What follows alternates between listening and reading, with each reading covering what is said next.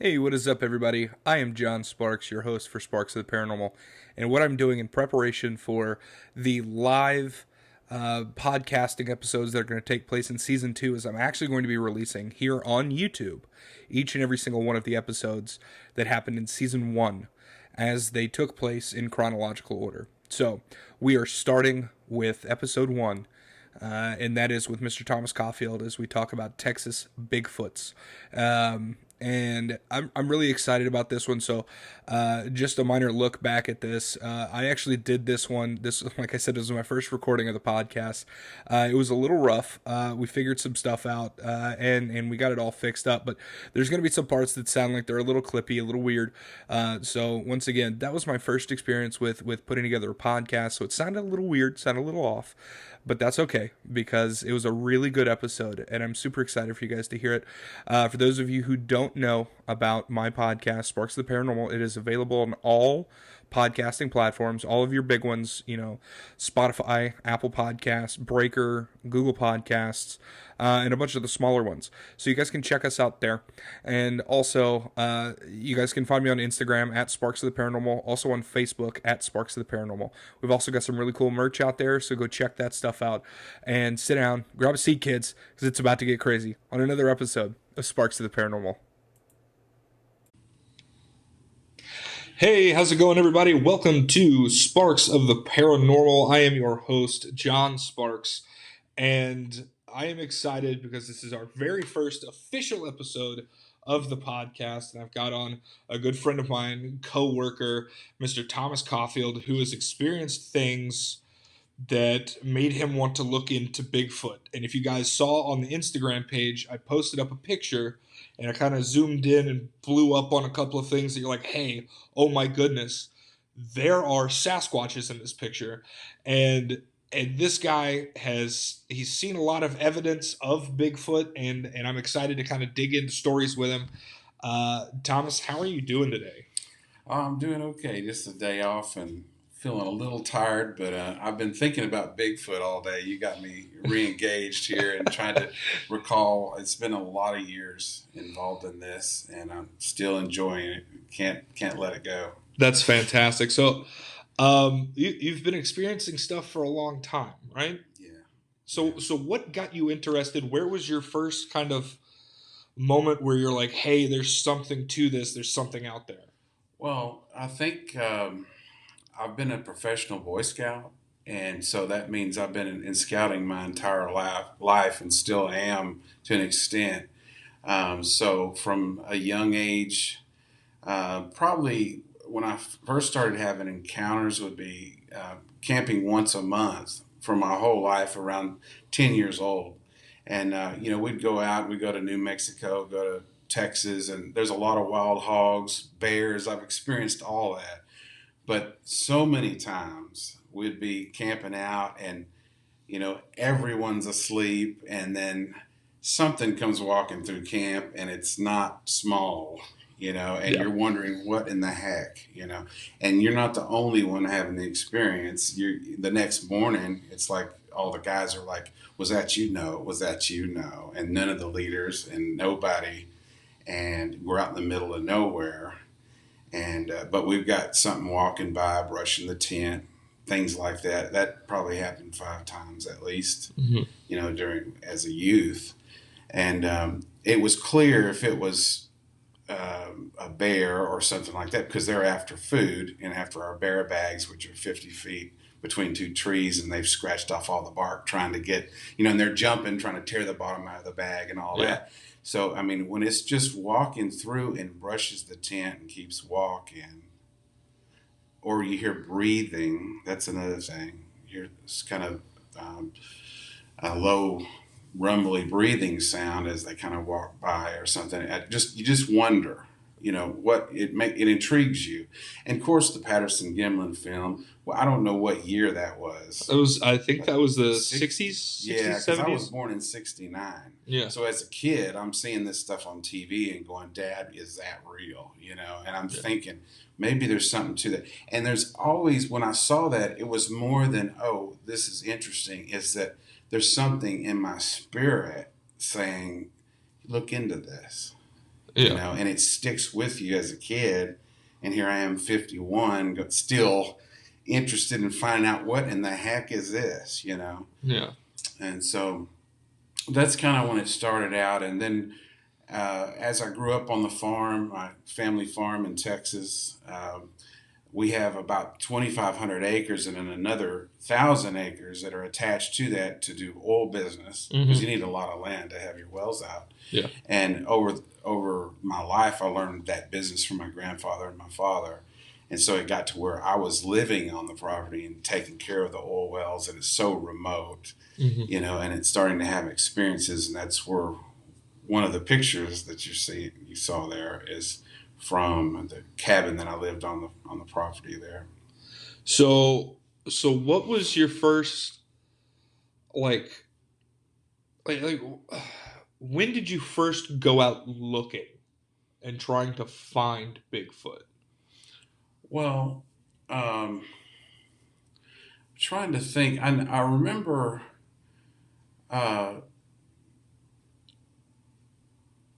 just there was things that happened that were unexplainable. Like I found a footprint on a riverbank, and it looked like it was about the size of my foot. I mean, I wear an 11 and a half. It wasn't huge or anything, but there's a Gabriel River, and it's a real remote part where it wouldn't even be a good area to take a canoe down, because you have to constantly get out. It's not like there'd be anybody down there other than cattle, maybe someone working on an oil well or something like that. But the banks of the river are about 20 feet up, and the after that one step, it had to go straight up the bank, and the only thing up there is a dugout under a tree hanging on the side of the riverbank. It's like all dug out, and so I couldn't even go up there to investigate.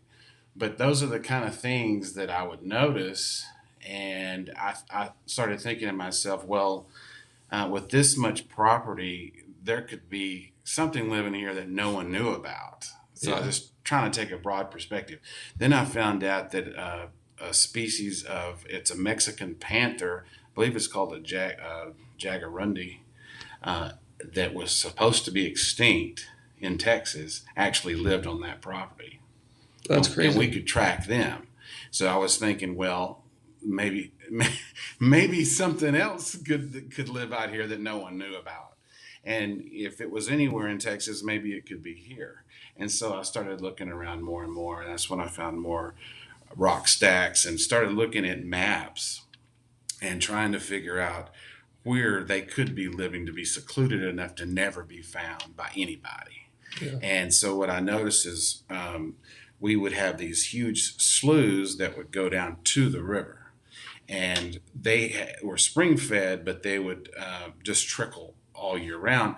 But then when it would rain, that would fill up, and they would kind of become the river, part of the river. So there was one space on the map that was super green, and it was two sloughs that split off and joined the river. So it created an island, and it was like a triangle. And that's what it looked like from above. It would be a triangle. And so I named it Bigfoot Island, because I figured that's the most secluded place, you'd have to swim to get to it. Yeah. If it was, raining. Otherwise, there would be good spring water flowing on each side of it. So I kept trying to get to it, but I wasn't real willing to swim. Yeah. And so I'd get as close as I could, and so I realized that the only way I'm going to see what's on this island is if I wait till winter. So I started living on the property, doing other things, and observing what's going on. And this is all next to a pecan orchard. And so I waited till winter to where I could see what was good. It was so much foliage, you couldn't see what was on the island. So I could kind of see after everything had died, and I noticed structures on that island. What kind of structures were you seeing? Just like stacked woods type, teepee type structures, typical stuff, and some bowed trees, some of that.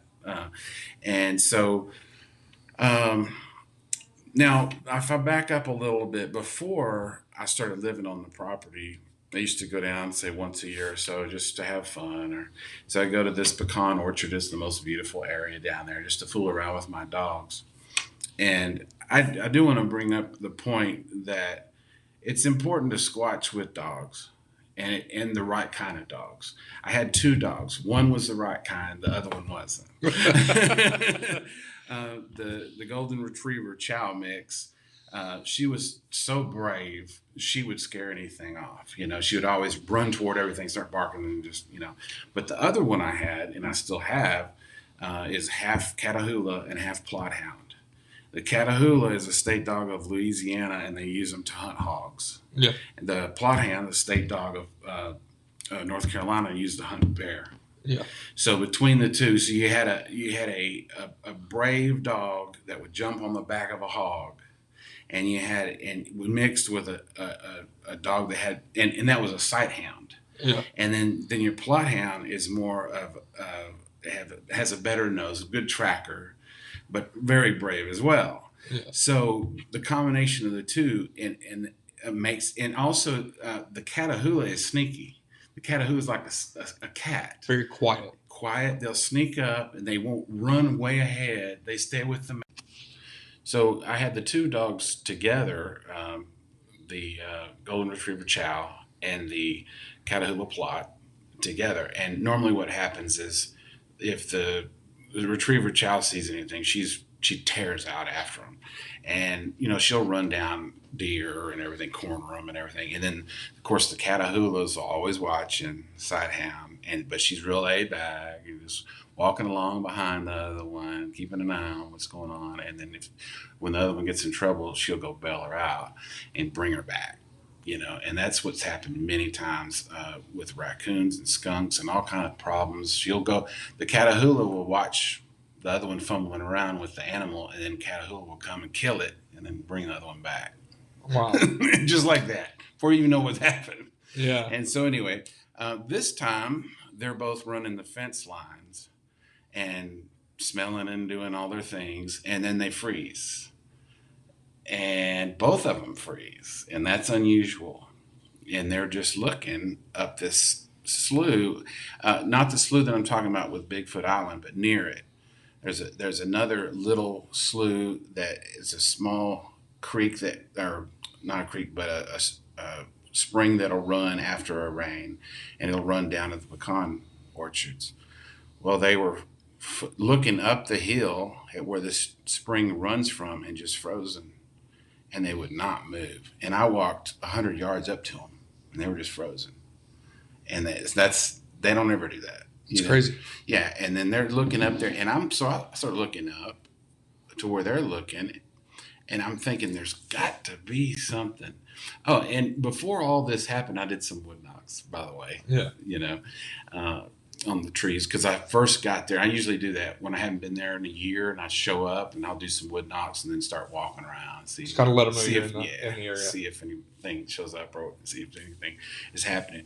But anyway, I'm sitting there looking for probably 10 minutes. I can't see anything in the woods, but they're still frozen, looking up there. And so I just start taking pictures because I figure, well, if there's something, maybe I can figure it out later. Because I can't see it and nothing's moving. Yeah.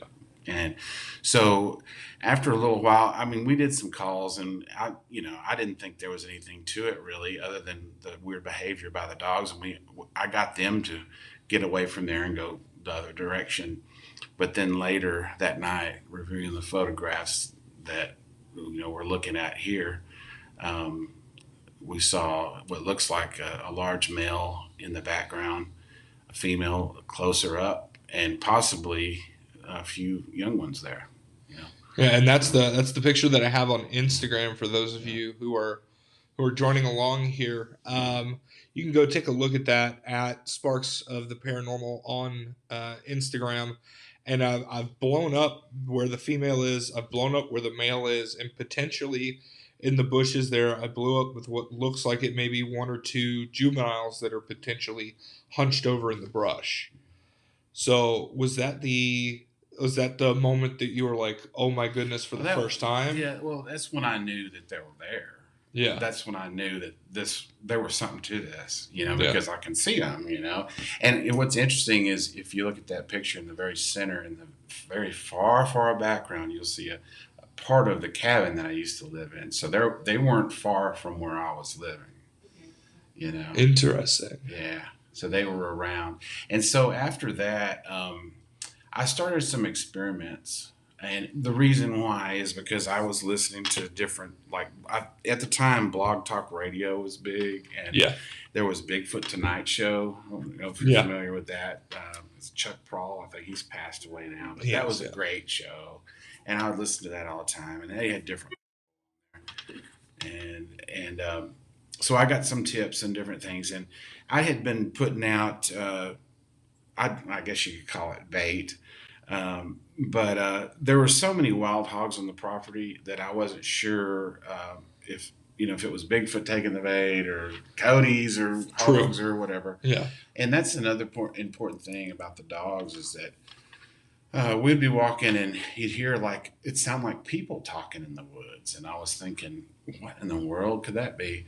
And then the dogs would flush out whatever it was, because I couldn't even exactly tell how far in they were, but they would flush out 80 hogs, a pack of 80. Okay, so I like to use the dogs to kind of eliminate other factors and make sure that what I'm seeing could be Bigfoot or something paranormal or whatever. So, and that's what I would do, and I would use the dogs for that, and also put out bait.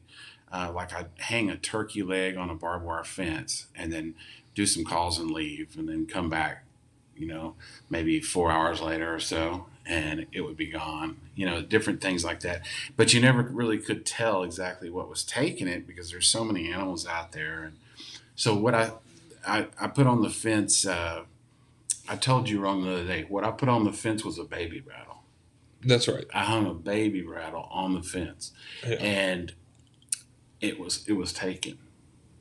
Now there was another location where I strung a rubber ducky by the neck and hung it on a tree, because I really felt the presence there. Yeah. And also had heard some things, but I wasn't sure, and so I did that, and they took it. So That's crazy. whoever was out there wanted to play with some toys, So how long ago was this?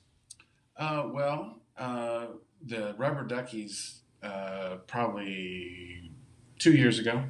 So when you just for my curiosity, since when you go back, have you found them ever again?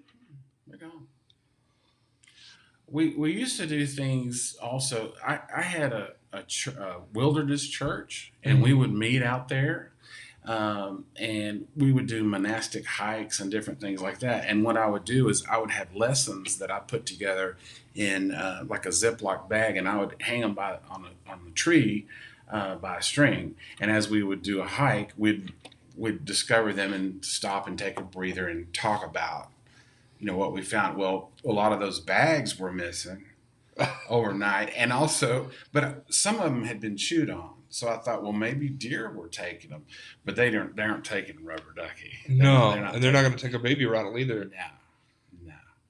So and that was a low hanging baby rattle. And even coyotes wouldn't even take that.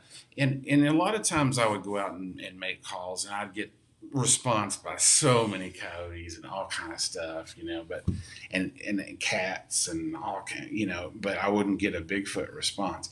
Now, I did take a group of guys out one time, and we decided we're going to go to Bigfoot Island tonight in the middle of the night. These guys are tough, military guys. Yeah.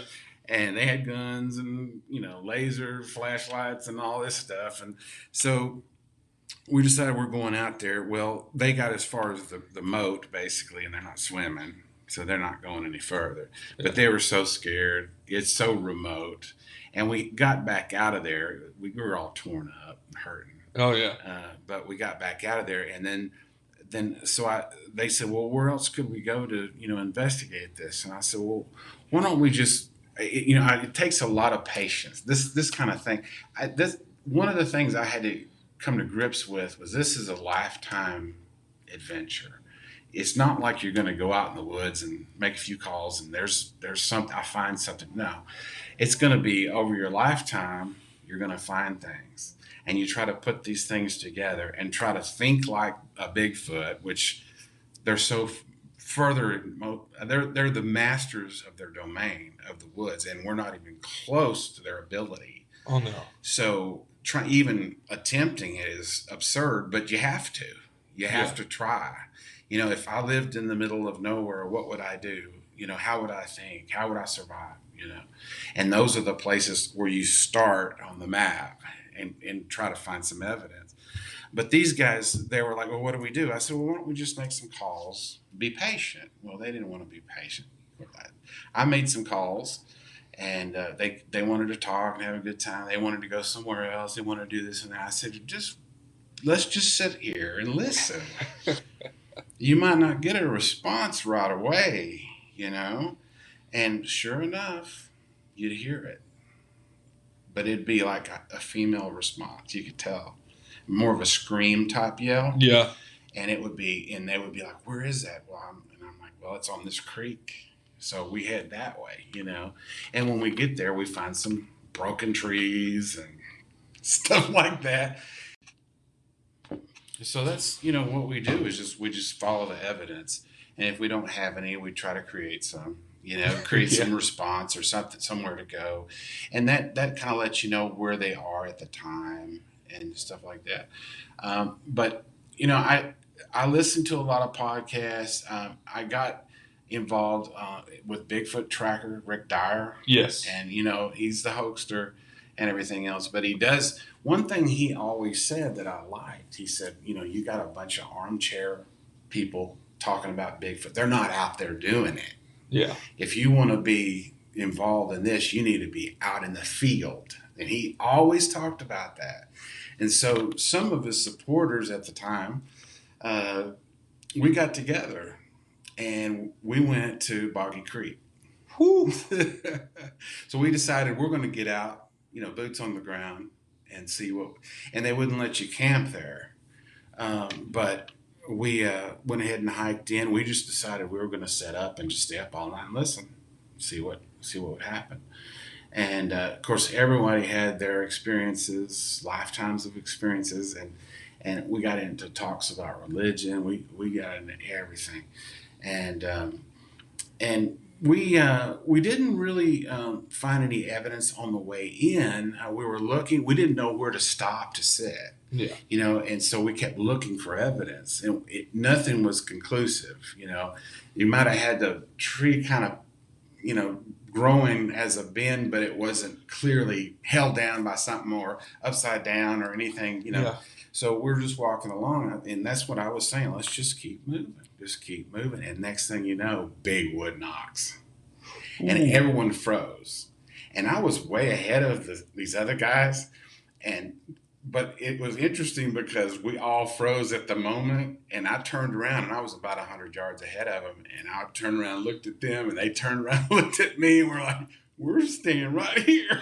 We're not going anywhere. This is where we need to sit, because we've got confirmation now, because we don't know of anything else that knocks on trees.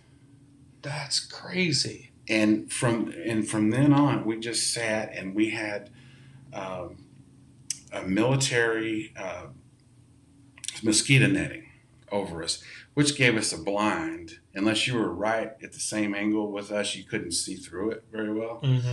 And so, but we could sit there and talk and just all night, hang out. Well, we kept doing that, and we heard coyotes, all kind of calls and all kind of things, and but nothing that we knew was Bigfoot until a tree fell in the middle of our camp. Ooh. In the middle, and we're just about to doze off, and everyone's kind of stopped talking because we're so tired. Oh yeah. And all of a sudden, a tree comes crashing down in the middle of our camp and woke everybody up. Of course, but who knows? It could have been a natural thing. It could have been a pushover. Yeah. Who knows? But the only thing we thought we'd figured out was that if we were in Bigfoot's domain, we were in the hallway because they weren't living there, and the creek was here, and there were several places for them to be according to where the wood knock was and everything. But we were in the travel zone between them all. That's crazy. So if they're moving at night, they're going to have to come past us. Yeah. And if we were in their way, that could have been them letting us know that we need to get out of their way. We're in the hallway, and they're trying to go to the bedroom or something. Yeah. I don't know. So it's like a corridor in the woods where we were. So big wood knocks, potentially a massive tree pushover in the middle of Boggy Creek in the middle of the night. That is crazy. Yeah. And we found our way out of there, out of the brambles and everything that next morning, and it was funny because I was kind of sick to my stomach because we were eating junk all night and talking and everything, and so I went into the woods to do my business, and there was a buck that was snorting right by me. It scared me to death. Anyway, that's beside the point. That was kind of it. But that was our first experience with Rick Dyer. And the reason why we got involved is because of the camper video. Familiar with that? There was this one video that he put out, and no one could explain it. It's called the camper video. Okay, the camper video was just a video that randomly came out on YouTube. Didn't have any name associated with it at all. And everyone was so intrigued because it looked like this old Bigfoot. And it was so well done. It would have been the best special effects artist would have had to do it. It was so incredibly believable. But what it ended up being, and I believe it was out for about a year before Rick Dyer came forward and said, I shot this. And what he meant was he shot it on video. But what was happening is there were 911 calls about a large creature that was hauling deer carcasses across the road and things like this at a homeless camp. And also he would come into the homeless camp and steal food and trash and all this kind of thing. And it was like an older Bigfoot that was just being opportunistic. Yeah. It really probably couldn't hunt much anymore. So that's what people thought. Well, Rick, there were so many sightings and everything, and Rick heard about that, so he went down and camped out with the homeless people.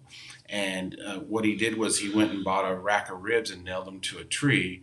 And then when he heard something at night, and he just unzipped his tent just a little bit to see what it was, and it was an old Bigfoot kind of sitting near a tree gnawing on these ribs.